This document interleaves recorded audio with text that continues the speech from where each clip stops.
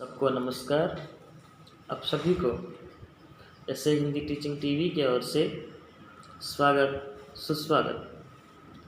Dear students, आज मैं sixth grade CBSE का पाठ को मैं पढ़ाने जा रहा हूँ।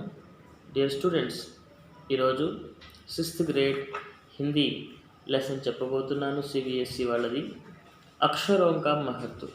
లెసన్ పేరేంటి? అక్షరోं का महत्व. సాధారణంగా అక్షర్ అంటే ఏంటి, అక్షరోं का महत्व అంటే ఏంటి? అక్షర్ అంటే అక్షరాలు, కా మహత్వ అంటే వాటి యొక్క విలువ, ఉపయోగం, ఆ యొక్క ఇంపార్టెన్స్, వర్డ్స్ యొక్క ఇంపార్టెన్స్ ఏంటి, ఆ విషయాల్లో మనం ఇప్పుడు డిస్కస్ చేద్దాం. లెసన్ పేరే అక్షరాల యొక్క ఇంపార్టెన్స్, గొప్పతనం. अक्षरों की कहानी. यह पुस्तक अक्षरों से बनी है. सारी पुस्तकें अक्षरों से बनी हैं. तरह तरह की पुस्तकें, तरह तरह के अक्षर. ఇప్పుడు మీరు వినేటటువంటి లెసన్ ఏదైతే ఉంటుందో, ఆ బుక్ ఏదైతే ఉంటుందో, అనేక రకాలైనటువంటి అక్షరాలతో కలిసి ఆ బుక్ తయారైంది.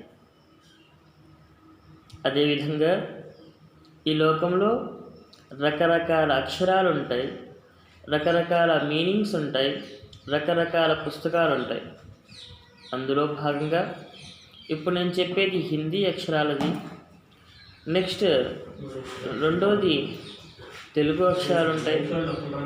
నెక్స్ట్ తమిళం అక్షరాలు ఉంటాయి. నెక్స్ట్ అనేక ఇంగ్లీష్ అక్షరాలు ఉంటాయి. అవి అన్నీ కూడాను అనేక అక్షరాలను కలిపి, అనేక అక్షరాల కలిపి ఈ యొక్క ఏదైనా ఒక వర్డ్ కానివ్వండి, ఒక సెంటెన్స్ కానివ్వండి ఈజీగా అవుతూ ఉంటుంది. ఆ అక్షరాల్లో మనం చదువుకొని ఇవాళ ఇంత పెద్దవాళ్ళం అవుతున్నాము.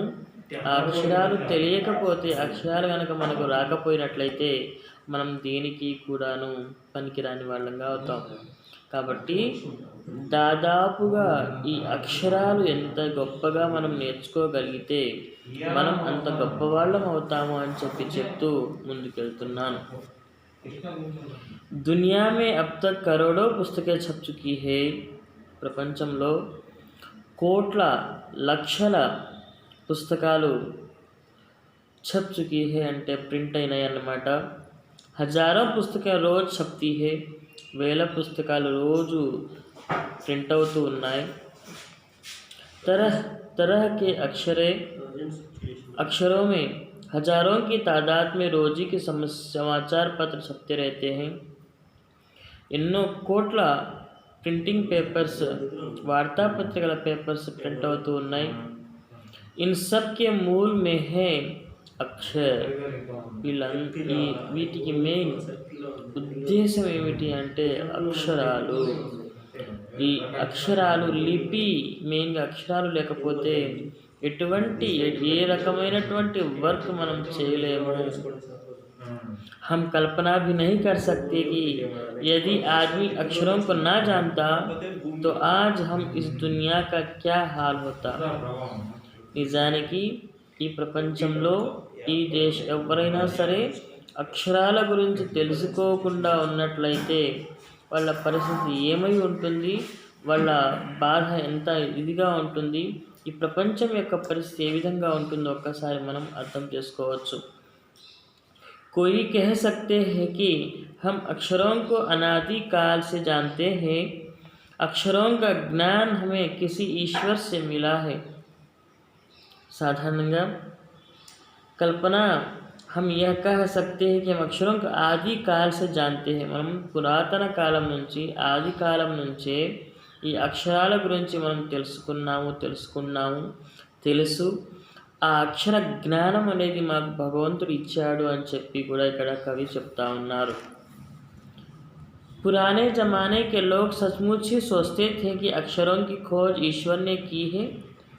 పాతకాలంలో ఓల్డ్ పీపుల్ చాలామంది ఆలోచిస్తూ ఉంటారు ఏమని అంటే, పురాతన కాలంలో నిజంగానే అక్షరాలని భగవంతుడు సృష్టించాడా. पर आज हम जानते हैं कि अक्षरों की खोज किसी ईश्वर ने कही नहीं, बल्कि स्वयं आदमी ने की है।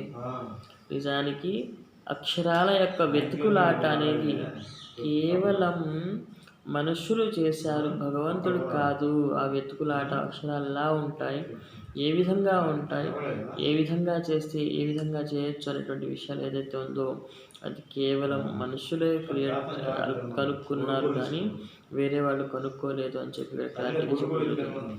अब तो हम यह भी जानते हैं कि किन अक्षरों की खोज किस देश में किसी समय हुई. మనం ప్రజెంట్ సిచ్యువేషన్లో ఏవైతే ఉన్నాయో అవి ఇప్పుడే తయారయ్యా, ఏ దేశంలో ఏ అక్షరం తయారు చేయబడింది, ఏ దేశంలో ఏ విషయాలు తయారు చేసుకోవడం జరిగింది, ఇప్పుడు మనం కూలంకషంగా జాగ్రత్తగా అర్థం చేసుకోవచ్చు. हमारी यह धरती लगभग 5 अरब साल पुरानी है. अरब साल की पुरानी అంటే అరబ్ కంట్రీస్లో ఏ విధంగా అయితే సంవత్సరాలు లెక్కేసుకుంటారో 5 అరబ్ సాల్ 5 అరబ్ సాల్ సంవత్సరాల కంటే కూడా పాతగా మన యొక్క ఈ భూమి సృష్టించడం జరిగింది. 2-3 अरब साल तक इस धरती पर किसी प्रकार के जीव जंतु नहीं थे.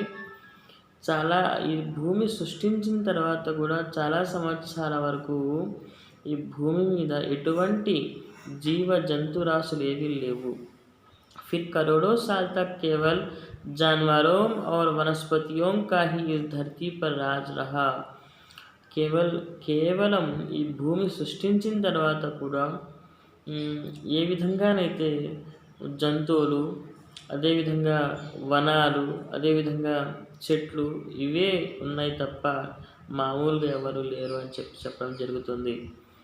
आदमी ने इस धरती पर कोई 5 लाख साल पहले जन्म लिया.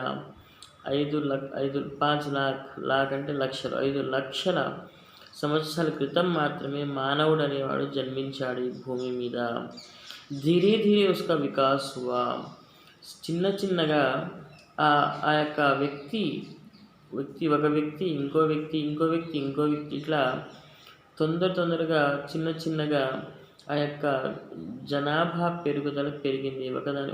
ఒకళ్ళమ్మట ఇట్లా. అప్పుడు జనాభా పెరిగింది, జనవాసాలు పెరిగాయి, అదేవిధంగా ప్రపంచం మొత్తం జనాభామయమైంది. कोई 10,000 साल पहले आदमी ने गाँवों को बसना शुरू किया. वह खेती करने लगा. वह पत्थरों के औजारों के इस्तेमाल करता था. फिर उसने तांबे और कांसे के भी औजार बनाए. 10,000 సంవత్సరాల క్రితము మనుషులు ఊళ్ళల్లో నివసించేవాళ్ళు. ఆ ఊళ్ళల్లోనే సాధారణంగా పొలం పనులు చేసేవాళ్ళు. రాయితోటే రకరకాలైనటువంటి వస్తువులు తయారు చేసుకొని రాయితోనే ఆ వస్తువుల ద్వారా వ్యవసాయం పనులు చేసుకునేవాళ్ళు అని చెప్పి ఇక్కడ చెప్పడం జరుగుతుంది. प्रागैतिहासिक मानव ने सबसे पहले चित्रों के जरिए अपने भाव व्यक्त किए, जैसे पशुओं, पक्षियों, आदमियों आदि के चित्र. इस चित्र संकेत के बाद में भाव संकेत अस्तित्व में गए. जैसे एक छोटे वृत्त के चौहू और किरणों की द्योतक रेखाएं खींचने पर वह सूर्य का चित्र बन जाता था. बाद में यही चित्र ताप या धूप का द्योतक बन गया. इस तरह అనేక భావ సంకేత అస్తిత్వ में गए. సాధారణంగా అనేక రకాలైనటువంటి పైన కనిపిస్తుంది కదా, ఈ విధంగా రకరకాలైనటువంటి చిత్రాల ద్వారా, రకరకాల విధాలైనటువంటి వస్తువుల ద్వారా వాళ్ళు గీయటం ద్వారా వాయిస్ అనేది మాట్లాడటం అనేది స్టార్ట్ అయిందని కూడా చెప్పడం జరుగుతుంది. तब जाकर काफ़ी बाद में आदमी ने अक्षरों की खोज की.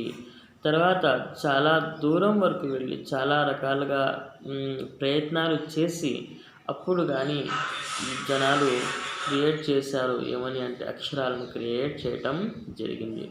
अक्षरों की खोज के सिलसिले को शुरू हुए मुश्किल से 6,000 साल हुए. केवल 6,000 साल అక్షరాలు చెప్పడం చదవటం స్టార్ట్ చేసి కేవలం 6,000 సంవత్సరాలు మాత్రమే అయింది. 6000 సంవత్సరాల క్రితం అక్షరాలు అనేవి లేవు. మాట్లాడటం రాయటం స్టార్ట్ అయ్యే 6000 సంవత్సరాలు అవుతుంది అని చెప్పడం జరుగుతుంది. సో హిందీ టీచింగ్ టీవీ తరఫున మీ అందరికీ ధన్యవాదాలు తెలియజేస్తూ ఇంతతో ఫస్ట్ పార్ట్ అయిపోయింది. సెకండ్ పార్ట్ స్టార్ట్ చేద్దాం.